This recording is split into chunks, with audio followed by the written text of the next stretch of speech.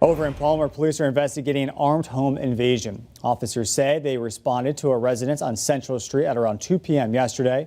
This after receiving several 911 calls reporting that a person was armed with a knife trying to break into that residence and assault the people that were inside. According to police, the suspect tried to block people from leaving and was then hit by the car in the process.